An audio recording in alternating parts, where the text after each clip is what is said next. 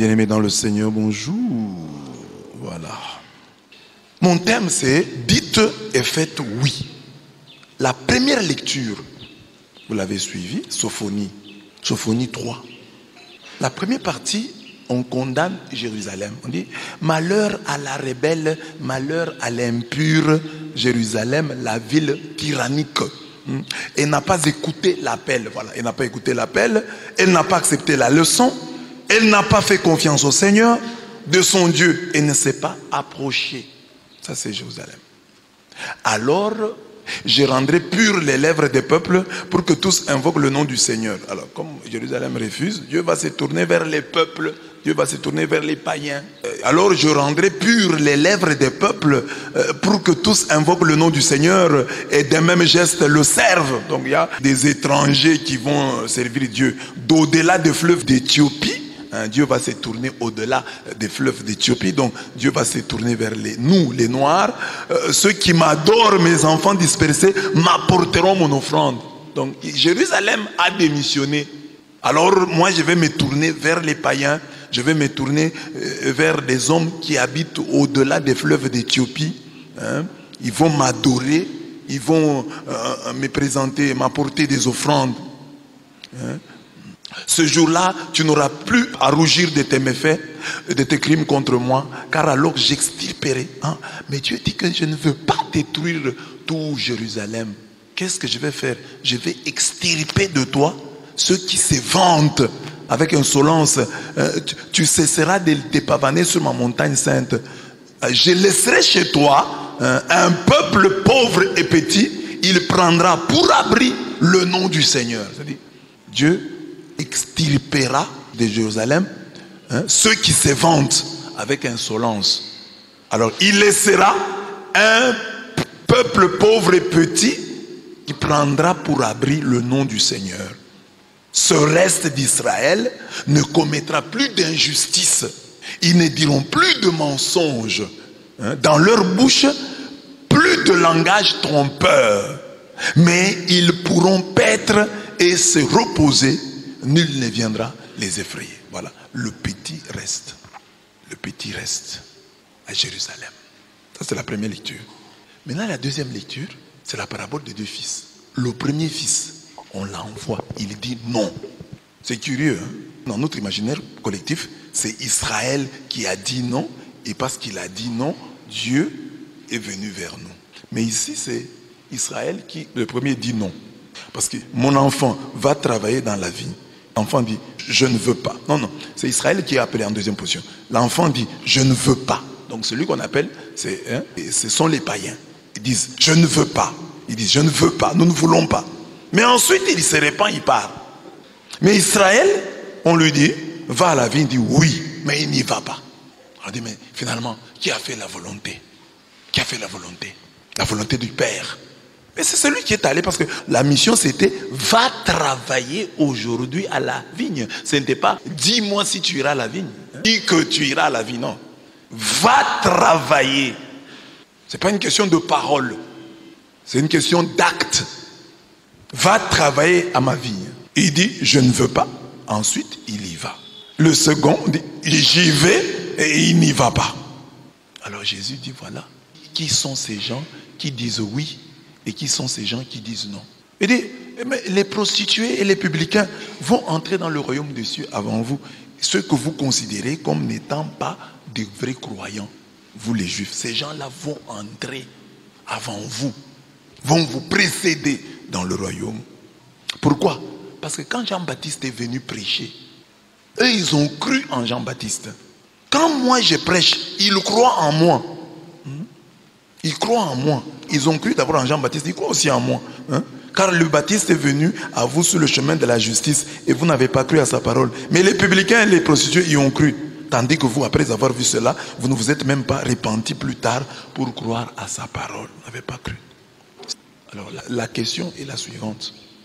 De quel groupe faisons-nous partie? Sommes-nous du groupe de ceux qui disent simplement oui et qui font autre chose? Sommes-nous du groupe de ceux qui disent non, mais qui finalement, se repentant, font oui? De quel groupe faisons-nous partie? En analysant le texte, j'ai déjà prêché ici, moi j'ai trouvé qu'il y a 4 groupes. Et en fait, dans les 2 groupes là, il y a 4 groupes. Il y a ceux qui commencent mal et qui finissent mal. Il y a des gens qui peuvent dire non d'un bout à l'autre à Dieu. Dieu les appelle. Venez travailler à ma vie, ils disent non. Et ils disent non. Au début, ils disent non à la fin. C'est un groupe. Dans les groupes des gens qui disent non, dans les groupes des gens qui rejettent la parole de Dieu, il y en a qui disent non. Il y a un deuxième groupe, ceux qui disent oui, mais qui font non. Ils commencent bien, mais ils finissent mal. C'est aussi un groupe. Il y a un autre groupe, un troisième, de ceux qui commencent mal, mais qui finissent bien. Donc, ils disent non, et à la fin, ils font oui. Et puis, il y a un quatrième groupe, des gens qui commencent bien et qui terminent bien. Alors, à chacun de se poser la question, de quel groupe est-ce que je fais partie? De quel groupe est-ce que je fais partie? Parce qu'il y a 2 camps. Dans chaque camp, il y a deux sous-ensembles. Il y a donc le camp du non, le non final, et le camp du oui, le oui final. Le camp du non, c'est le non final. C'est ces gens-là qui commencent mal et qui finissent mal. Qui commencent bien et qui finissent mal. Ça, c'est le camp du non. Même si tu as bien commencé, tu avais dit oui. Quand tu termines mal, on te met dans le camp du non. Mais un deuxième camp, le camp du oui. Là, il y a des gens qui commencent mal, mais qui finissent bien. Et il y a des gens qui commencent bien et qui finissent bien. Maintenant la question, tu es de quel camp? D'abord, premièrement, il faut dire, je suis soit du camp du non ou du camp du oui. Maintenant, le camp du oui ou le camp du non, quel sous-ensemble? Non, non, oui, non, ou non, oui, et oui, oui. Demande à ton voisin, tu es non, non, oui, oui, oui, non, oui, non, oui, non, non, oui, oui. Amen. Non, oui, oui, non, non, non, oui, oui. Et je pense que Jésus a bien trouvé, Jésus est très sage. Il a dit seulement que, il a considéré que la plupart des hommes sont dans les meilleurs d'entre nous sont dans le oui. C'est ça la grâce qu'il faut demander, la grâce de la victoire finale, bien terminée. Parce que mieux vaut la fin d'une chose que son commencement. Aujourd'hui, tu as commencé, tu es chrétien, tu pries. Est-ce que tu seras chrétien? Tu vas prier dans 2 ans, dans 3 ans? Tu seras le même? Aujourd'hui, je suis prêtre. Vais-je mourir prêtre? Tu es ce que tu es. Tu es un monogame. Est-ce que tu vas mourir monogame ou tu mourras polygame? Comment tu vas finir ta vie? Mieux vaut la fin d'une chose que son commencement. Est-ce que tu travailles à cela, à bien terminer? Alors commençons par des choses simples. Tu vas finir ta vie sans être choriste. Parce que tu avais commencé comme choriste. Parce que c'est facile que tu nous dises, non, moi je termine avec oui. Mais prenons le cas de la chorale. Hein? Le cas de la chorale, tu étais choriste. Maintenant tu es où? Tu n'es plus choriste. Donc tu es dans quel camp? Tu étais acolyte. Tu as abandonné. Tu es dans quel camp? Tu étais ministre. Tu ne sers plus. Tu es dans quel camp? C'est un engagement que tu as pris. On ne t'a pas fait prendre cet engagement par force. Tu as accepté à cœur. Que veux-tu? Toi-même, tu l'as accepté. Tu as dit, voilà, moi je vais devenir acolyte, légionnaire, je suis servant de messe, lui acolyte, je suis prêtre. Tu as pris un engagement. Mais le fait d'avoir renoncé à un engagement, dis quelque chose de ce que tu es. Dis quelque chose de ce que tu peux pas dire. Il ne faut pas dire c'est anodin, non, c'est rien. Oui, c'est rien. Bon, mon engagement de chrétien est là. J'ai seulement cessé d'être choriste. Non.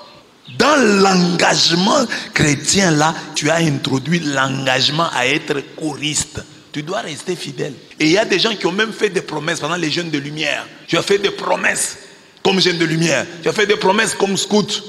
Les scouts chantent, je veux t'aimer sans cesse, de plus en plus, protège de plus en plus, Seigneur Jésus. Il y a même ici à la paroisse, des gens ont pris d'engagement par rapport au Sacré-Cœur. Quand tu deviens lecteur, c'est un engagement. Où en es-tu avec ton engagement? Alors, on nous présente ici les deux types de chrétiens en 4. Mais avant ça, dans l'enseignement ici, je montre le malheur des aimés. Je montre que dans la vie, souvent, dans la Bible, on montre que les aimés sont des malheureux. Les premiers deviennent les derniers. Caïn et Abel, Manassé et Ephraïm, Jacob et Isaïe. Les aînés sont des malchanceux. Alors, tous ceux qui se targuent d'être les premiers, d'être les pionniers, d'être du groupe de ceux qui ont commencé ceci ou cela, que cet évangile vous effraie. Que cet évangile vous effraie. Il ne suffit pas d'avoir dit oui. Il ne suffit pas d'avoir bien commencé. Encore faut-il bien terminer. Que chacun s'interroge. J'ai commencé comment? Maintenant, je suis à quelle étape? Quel est mon présent qui dessine déjà mon futur? J'ai gardé les fondamentaux. Ah, mais je peux me targuer comme nous, déjà catholiques. Nous pouvons nous targuer d'être la première église. C'est ça. Alors on dit, les aînés ont la malchance de devenir les derniers. Alors, nous sommes des catholiques. Sommes-nous vraiment les premiers? En quoi? Avons-nous gardé notre chandelier à sa place? En quoi? Notre oui, nous sommes les premiers à avoir dit oui. Notre oui, est-il permanent? Est-il persévérant? En quoi est-ce que toi tu dépasses ton voisin non catholique? En quoi est-ce que tu dépasses ton collègue, ton condisciple non catholique? Parce que la grâce des premiers. La grâce des premiers est devenue une disgrâce. Tu es catholique, mais il y a quelqu'un dans ta classe, dans ta promotion, qui prie mieux que toi, qui prie plus que toi, plus engagé au service de Dieu, qui fait les choses de Dieu mieux que toi. C'est une interpellation. Tu te targues, comme ici à l'église, il y a des gens qui se targuent d'être les anciens de la paroisse. C'est nous qui avons commencé la paroisse. Quand on avait commencé à l'ISP, c'est nous qui avons commencé. Mais ces gens-là de l'ISP qui ont commencé, où sont-ils? Où sont-ils? Il a fallu simplement que Dieu m'envoie en moi pour que votre être profond soit révélé. Parce que moi, je suis un révélateur. Donc Dieu m'a envoyé. Je suis comme l'eau. Moi, je suis comme l'eau. Vous voyez l'eau? Il y a un monsieur qui avait volé la poupée d'autrui. Il l'avait cachée. Alors la poupée on avait mis ici quelques maïs. Sur la poitrine de la poupée là. Le monsieur l'a pris la poupée d'autrui, il l'a enterrée. Alors il a fallu qu'il y ait seulement de l'eau, un peu d'eau là-bas. On venait verser de l'eau et le maïs a poussé. Mais on n'avait pas planté le maïs ici. Ça vient d'où? Il y avait une poupée en dessous. Il suffit qu'on verse de l'eau sur quelqu'un pour qu'il se révèle. Parce qu'un homme de bien restera un homme de bien. Quelles que soient les circonstances de la vie. Les fondamentaux du bien en lui vont résister à l'épreuve du temps. Mais si tu es bon maintenant et que dans 5 ans tu changes, on va douter de toi. Comment il a changé comme ça? Alors, tous ceux qui ont des positions ici à l'église, il faut te demander, dans 5 ans, j'aurai la même position? Parce que je suis catholique aujourd'hui, je suis jeune fille catholique. Mais est-ce que dans 5 ans, je serai toujours jeune fille catholique, engagée, disant ce que je suis en train de dire aujourd'hui? Accroché, droit dans mes bottes. C'est ce que moi je vous dis. Moi, ça fait 26 ans que je suis prêtre. 26. Il y a des jeunes ici qui ont 25 ans. Ils n'ont même pas l'âge de mon sacerdoce. Mais moi, j'ai commencé à servir Dieu tout petit. Dominique est là, il peut vous dire. Ce sont des gens qui étaient petits dans mon quartier qui voyaient. Donc, tout petit, j'ai commencé à prêcher. Tout petit. Tout petit, j'ai commencé à organiser des prières. Tout petit, les gens venaient prier chez nous. Tout petit, chez nous, à la maison, ma maison, la chambre qu'on m'avait donnée, j'avais écrit là-bas, maison de prière. Les jeunes de mon quartier venaient prier chez nous. Et moi, j'ai dirigé la prière. Là, je suis en 4e, 5e, 6e des humanités. Moi, j'ai commencé à organiser des veillées de prière. Je suis en 5e, 6e des humanités. Les vannes ici sont devenus responsables des jeunes quand ils ont terminé la médecine. Mais moi, j'étais responsable, vice-président des jeunes à la paroisse, alors que j'étais en 6e. D'abord, 2e CO, 2e secondaire. J'étais président du groupe de formation chrétienne. 2e secondaire. Moi, je ne suis pas seulement le fruit du séminaire. 2e secondaire. Et à cet âge-là, 4e, j'ai prêché dans les rues. À Lubumbashi, j'ai prêché dans les rues. Je trouve des jeunes sur la rue comme ça, je les arrête, je commence à prêcher. À 55 ans, je suis toujours là au service de Dieu. Regardez comment je suis fort. Vous avez l'impression que je suis fatigué? Hein? Vous voyez toujours que si ça ne dépendait que de moi, j'allais toujours continuer. Donc, les jeunes, hein, vous n'avez pas besoin d'aller loin. Vous avez en ma personne un exemple à suivre. Vous pouvez seulement suivre mon exemple ici. Ah, mais ce bébé Blaise, depuis sa tendre enfance, il a servi Dieu. Jusqu'aujourd'hui, il est là. Est-ce qu'il n'a pas rencontré des oppositions? J'en ai rencontré. D'ailleurs, j'en rencontre toujours. D'ailleurs, vous en êtes vous-même témoin. Mais je persévère, moi. Je ne regarde pas combien de gens me critiquent. J'avance. Et puis, je n'ai pas besoin. Je n'ai pas toujours le temps pour écouter même les critiques. J'avance. 55 ans. Je suis comme ça.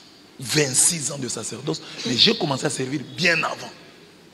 Et les gens qui me connaissent, les gens qui m'ont connu, papa Félicien, là, qui a vu mes premières années de sacerdoce à Yezoumoupaniche. Bon, plus ou moins les premières parce que j'avais déjà commencé à chiller.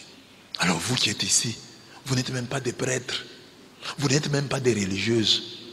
Mais vous êtes déjà fatigués. Trouvez un jeune ici, depuis qu'il est là, il persévère. C'est rare. Ils sont rares. Parce que vous pouvez persévérer. Vous persévérez dans la présence. Hein? En venant, venez vous asseyez, c'est tout. Mais pas persévérer en servant, en ayant des initiatives. Nous, on persévérait, on a persévéré dans les initiatives. Vous imaginez, moi, quand j'arrive à Lukalaba, je suis un stagiaire. Je viens de finir la première année de théologie. Moi, j'ai marqué Lukalaba comme séminariste. D'ailleurs, quand vous allez à Lukalaba, on parle de moi, vous pensez que j'étais déjà prêtre. Je n'étais pas prêtre à Lukalaba, j'étais séminariste. Donc quand moi j'arrive à Lukalaba, j'ai dit voilà, à Lukalaba il n'y a pas de conférence. J'ai dit à l'abbé Martin Kalonji, vous savez, je voudrais organiser une conférence. Il me dit, ici à Lukalaba, conférence, ça va tenir. J'ai dit, ça va tenir. J'ai organisé la conférence à Lukalaba, des conférences, lui-même a parlé. J'ai organisé génie en herbe à Lukalaba. À Lukalaba, à l'époque. J'ai organisé les concours des chorales, toutes les chorales de Lukalaba. En termes d'initiative, parce que tu peux être là, tu peux dire, moi je suis persévérant. Oui, persévérant tu l'es. Tu viens à la messe, tu t'assois et tu pars. Mais en termes d'initiative pour Dieu, va travailler dans ma vigne. En termes de travail produit dans la vigne. Dans la vigne de Dieu, tu fais quoi? Dans la vigne de Dieu, voilà ce que j'ai fait. Dieu m'a envoyé dans sa vigne. Voilà ce que j'ai fait. Présence, oui, tu es là. T'asseoir, tu t'assois. Mais ici, tu t'assois très bien. Grâce à Roméo. Ça, c'est le travail de Roméo. Ce côté positif que nous avons ici à l'église, nous l'avons grâce à Roméo. Nous l'avons grâce à Frédéric. Nous l'avons grâce à maman Émérance. C'est elle. Pas les biens matériels, non. L'apport spirituel. Un changement comportemental. C'est elle qui l'a produit. C'est elle qui l'a amené ici. Comme je donne l'exemple, même si après les gens ont mal interprété, l'exemple de Katalaï. Hein? Vous vous souvenez, M. Katalaï, de l'église là, Hébron. Voilà. Les gens disent qu'il travaille, il est enseignant à l'UEM, mais s'il y a de fruits à Hébron, on dit qu'il contribue. C'est lui qui, comme professeur, évangélise là-bas, gagne les âmes à l'UEM et les amène à Hébron. C'est ça la première interpellation. Vous êtes les premiers, comme catholiques, les premiers dans tel chorale, les premiers à tel endroit, les premiers en ceci. Mais il faut persévérer, il faut continuer. Il ne faut pas qu'on sente que vous rétrogradez. Non, ne rétrogradez pas. Ne soyez pas des chrétiens rétrogrades. Non, non, ne rétrogradez pas. Avancez. Faites de votre mieux. Ajoutez une dimension qui manque à votre foi. Il y a des dimensions qui manquent. Oui, je chante, mais à la chorale, je suis qui? À part chanter. Il faut que chacun se pose la question. À part chanter, qui suis-je? À part venir à l'église, m'asseoir sur la chaise, réchauffer la chaise. C'est ça ton travail. Tu réchauffes la chaise pendant quelques minutes et puis après, elle devient froide. Hein? C'est tout. C'est tout ce que tu fais. À part réchauffer la chaise ici, voilà ce que j'apporte à ce. Pas en termes d'argent. Apport. C'est-à-dire, il y a un changement. Tu es un agent de changement. Tu as opéré, hein, grâce à toi, il y a tel changement qui s'est opéré à la paroisse. Dans le chef des fidèles, je vous parlais de cette fille, branhamiste, mais devenue catholique, à Sainte-Thérèse Njili. Je connais sa tante. On prie avec elle à la Béca. Cette fille-là, devenue catholique, elle allait à la messe à Sainte-Thérèse. Et après la messe, je ne sais pas où il a eu l'idée, chaque jour après la messe, elle allait se mettre à genoux devant l'autel et elle priait avec foi, avec ferveur.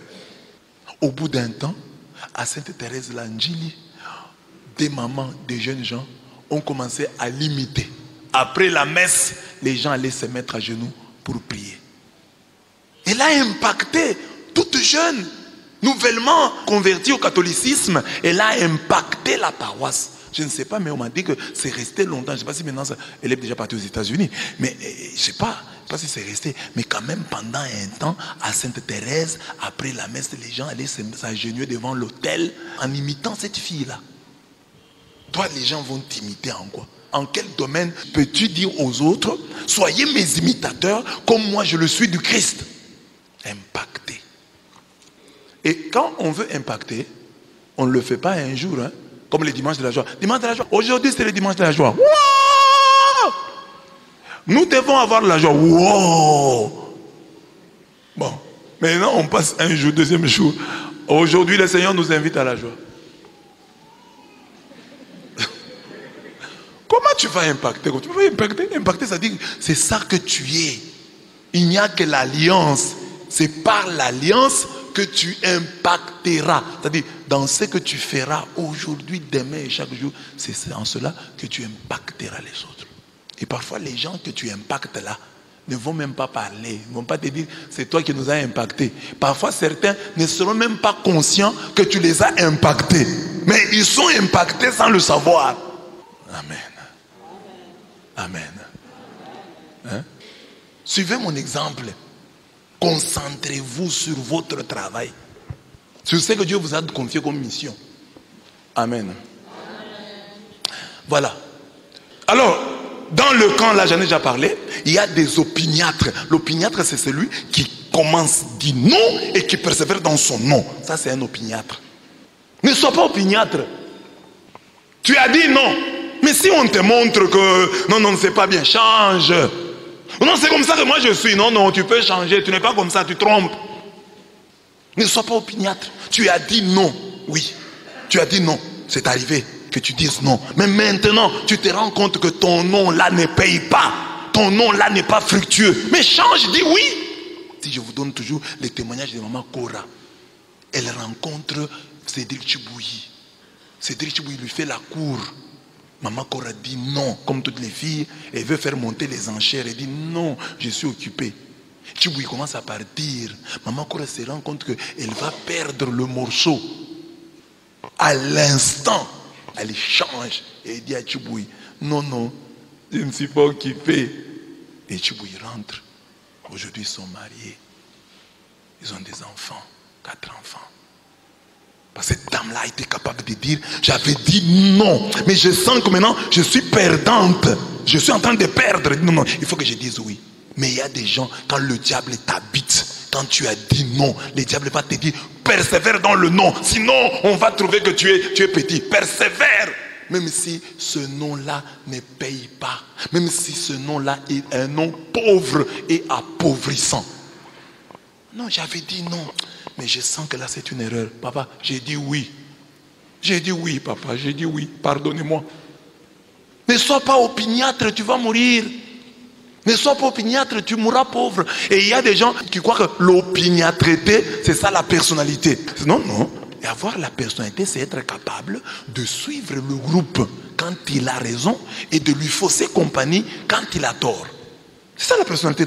Non, je me rends compte, j'avais dit non, oui. Mais je vois que ces noms ici ne payent pas. Il n'est pas rentable. J'ai dit oui. Il y a les opiniâtres, mais il y a aussi les rétrogrades. Les rétrogrades, c'est qui? Les chrétiens qui ont bien commencé et qui finissent mal. Comme quand j'étais venu dans cette paroisse. Il y a des gens à qui je pouvais donner le bon Dieu sans confession. Eux-mêmes sont témoins dans leur cœur. C'est eux qui ont perdu des points à mes yeux. Parce que moi, quand je suis venu, je les considérais comme des chrétiens. Amen. Amen. Rétrograder. La course, on commence, le sprint, c'est à la fin, le sprint final. Mais il y a des gens qui ont commencé en sprinter. Ils ont cru que la foi, c'était une course de 100 mètres. Non, la foi, c'est pas une course. La foi, c'est un marathon. Le sprint, c'est à la fin. Le marathon, on court comme ça. Ça comme ça, encore au marathon. Pam, pam, pam, pam, pam, pam, pam, pam, pam, pam, pam. Alors quand on voit la ligne d'arrivée, alors c'est alors que les gens sprintent. Mais quand quelqu'un ne sait pas, il croit que le marathon, c'est une course de 100 mètres. 100 mètres, c'est tout près ici. 100 mètres, quand tu commences à tombeau ouvert. Tu prends la plus grande vitesse. Amen. Amen. C'est pour vous interpeller. Je me rappelle le père Lucas, c'est un Salésien. Il nous prêchait une recollection quand j'étais jeune. Il nous disait il expliquait le texte. Je n'ai pas oublié, donc, parmi les choses, les enseignements de mon enfance que je n'ai pas oublié. Il nous expliquait l'histoire des Zachée. Et il disait, quand quelqu'un fait une expérience comme celle des Zachée, il ne peut pas rétrograder. En fait, les gens qui rétrogradent, la rétrogradation est en réalité une impression. Ce n'est pas une réalité. Parce que quelqu'un ne peut pas rétrograder. C'est-à-dire, cet homme-là vous a trompé, qu'il était quelque part. Et vous y avez cru. Mais en réalité, il n'était pas là. Vous avez compris cette profondeur? C'est-à-dire que quand quelqu'un fait une expérience de Dieu, il ne rétrograde pas. Mais quand nous parlons de rétrogradation, c'est par rapport à nos yeux humains. C'est-à-dire que nous avons vu Roméo, voyant comment il priait, voyant comment il se mettait à genoux, nous l'avons placé sur le podium, sur le piédestal. Nous avons dit, c'est un homme très spirituel. C'est nous. Alors après un moment, nous le voyons par terre. Nous commençons à regretter qu'il a rétrogradé. Non, il n'a pas rétrogradé. Il nous a juste révélé son niveau. Ça, c'est le père Lucas. Il nous a juste révélé ce qu'il était. Parce qu'on ne peut pas rétrograder. Quand on a fait une expérience de Dieu. Quand on a fait une véritable expérience. On ne peut pas rétrograder. Tu as rencontré Dieu. Et puis tout d'un coup, tu commences à te comporter comme ça. Non, c'est que tu ne l'as jamais rencontré. Par exemple, imaginez, moi je suis prêtre ici. Je vous prêche comme je prêche là. Un jour, il m'arrive par exemple d'avoir des problèmes avec l'évêque. Et j'abandonne. Je deviens musulman. J'ai rétrogradé. C'est-à-dire que c'est ce que j'étais. Je vous ai trompé.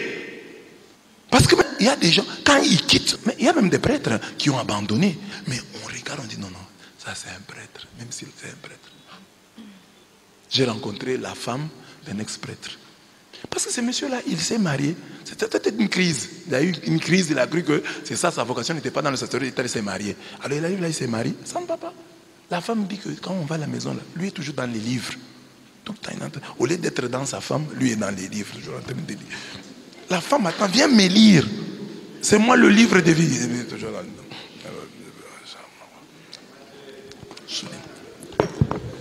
Il souligne, il lit. Oh non, ça c'est intéressant. C'est tout ce qu'il fait. La femme l'attend et lui ne fait que lire. Et puis c'est ça. Les gens peuvent se tromper, comme nous dans les prêtres. Comme on a dit là que le papa a accepté. Tu te trompes, tu vas là-bas. Tu te rends compte que ce n'est pas ta vocation. Par exemple, moi j'ai fait des années dormant seul sur les lits. Et tout d'un coup, je me retrouve avec quelqu'un. Mais je peux les gifler la nuit. Donc, mes bien-aimés, qu'on ne vous trompe pas. Quand vous avez fait une expérience de Dieu profonde, comme celle des Zachée, comme celle des disciples, des gens qui ont rencontré le Christ, c'est difficile que tu rétrogrades.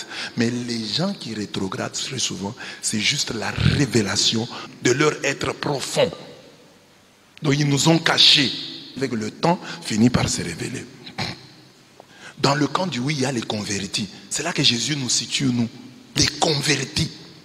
J'avais dit non, mais maintenant je me rends compte que j'avais refusé d'aller travailler dans ta vigne. Mais je me rends compte que ce n'est pas rentable, ne pas travailler dans ta vigne. Quel manque à gagner, quel chômage.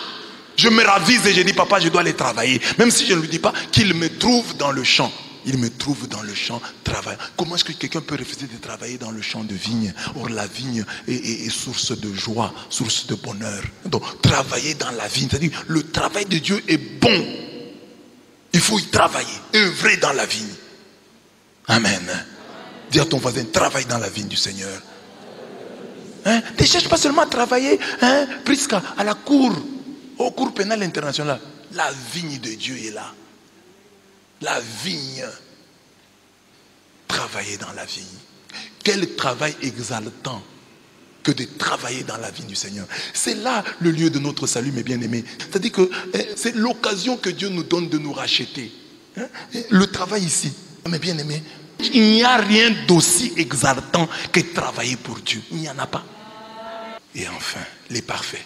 Les parfaits sont rares. Ceux qui commencent bien et qui terminent bien, ils sont rares. Parce que même nous, nous pouvons aussi bien commencer, comme j'ai pu donner mon exemple, je commence bien. Mais il y a toujours un moment de flottement. Il y a un moment, tu réponds un peu à Dieu en dents des scies. C'est pourquoi nous disons, nous sommes dans la catégorie des convertis. La catégorie des parfaits, ceux qui disent oui d'un bout à l'autre. Là, il y a Marie. Là, il y a Marie. Marie, oui, parce qu'elle a dit oui. Là, il y a Jésus, par une grâce spéciale. Mais nous sommes toujours oui, non, oui, oui, non, oui, oui, non, oui. Oui, non, oui. Parce qu'il y a des choses, si aujourd'hui, tu te réveilles le matin, tu ne pries pas. Hier, tu étais fatigué, tu n'as pas évangélisé. Bon, c'est un petit non. Donc nos vies sont parsemées de oui et de non. Mais notre prière est que nous puissions terminer avec les oui. Terminer avec le oui. Ne termine pas ta vie comme Adam, en dehors du jardin d'Éden. Ne termine pas ta vie comme Saül, dans la case de la sorcière à Endor. Ne termine pas ta vie comme Judas, avec la corde au cou. Ne termine pas comme Salomon, le sage. Le sage des sages. Comment il a fini, mes bien-aimés? Salomon, il a fini sa vie polythéiste, séduit par les dieux de ces nombreuses femmes. Ne termine pas ta vie comme Samson. Samson le fort, mais il termine sa vie aveugle. Même s'il a tué les Philistins, mais il termine sa vie aveugle. Aveugle. Parce qu'il avait fait confiance à Dalila. Si Samson le fort a mal fini sa vie, Salomon le sage a mal fini sa vie, Judas l'homme de confiance, celui à qui Jésus a confié les finances, a terminé mal. Tous ces gens-là ont fini mal. Il faut que je réfléchisse. Je peux aussi finir mal. Que je demande à Dieu la grâce de bien finir. Mieux vaut la fin d'une chose que son commencement. Donne-moi de bien finir. Donne-moi de bien finir. Donne-moi de bien finir. Que je finisse en disant oui. Que je finisse en disant oui. Que je meure en odeur de sainteté. Que la sainteté que je n'ai pas eue même dans mon enfance, dans mon adolescence, que Dieu, me donnant une longue vie, me donne de la vivre même dans mes derniers jours. Que je termine ma course ici en beauté, sans problème avec les gens, sans problème avec Dieu. Que je meure en odeur de sainteté. C'est ça l'ambition, bien terminé. La grâce d'une bonne mort, c'est celle-là. Que Dieu vous bénisse.